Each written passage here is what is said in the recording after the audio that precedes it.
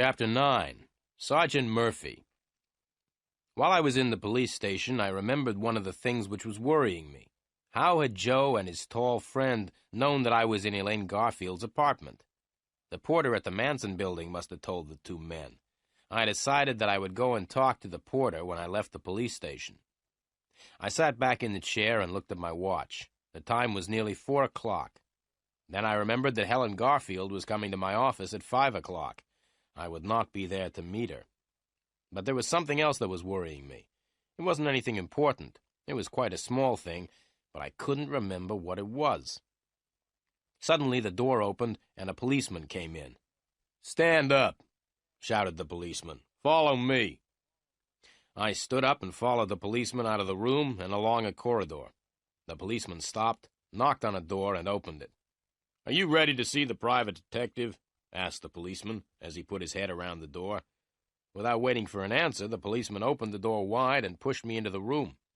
The policeman came into the room and closed the door behind him. In the room, there was a man sitting behind a desk. He was completely bald. He had no hair at all. He was about 55 years old, and his name was Sergeant Murphy. Sergeant Murphy had spent all his life in the police, and he didn't like private detectives. Sergeant Murphy sat looking at me. He looked at me for about 5 minutes without saying anything. I was standing in front of his desk, looking straight back at him. The silence didn't worry me. In fact, I quite liked it. The silence was much nicer than questions about what I'd been doing in Benny Greep's apartment. "What were you doing in Benny Greep's apartment?" asked Sergeant Murphy suddenly. "I wanted to talk to him," I replied. "Why did you kill Benny Greep?" shouted Sergeant Murphy suddenly. "I didn't kill him," I replied, and I told Sergeant Murphy the same story that I had told the policeman in Benny Greep's apartment. "I don't believe a word of what you've told me," said the sergeant. "Who are you working for?" "I'm sorry," I replied. "I can't tell you who I'm working for. As far as I know, Benny Greep's death has nothing to do with me or with the person I'm working for." I stopped and looked at the sergeant. I knew that what I had just said wasn't true. In fact, I thought Benny Greep's death was connected with Elaine Garfield's disappearance, but I couldn't tell the police. Helen Garfield had said that she didn't want the police to know about her sister's disappearance. Sergeant Murphy looked me straight in the eyes. "I hate all private detectives," he said slowly. "And you are the private detective that I hate the most. I don't think you're telling me the truth. I think you're hiding things from me.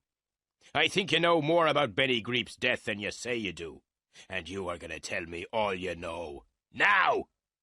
"I've already told you all I know," I replied quietly. Sergeant Murphy's face went red. The red color went up until it covered all of his bald head. "Don't try to play games with me!" he shouted. "Now get out!" "Can I go home now?" I asked. "No," said Sergeant Murphy. The sergeant told the policeman at the door to take me back to the small room and lock me up again. I went with the policeman and didn't argue. I don't like arguing with policemen. When I was alone in the room again, I sat down. I tried to remember the other thing that had been worrying me earlier. Someone had said something important, but I could not remember what it was.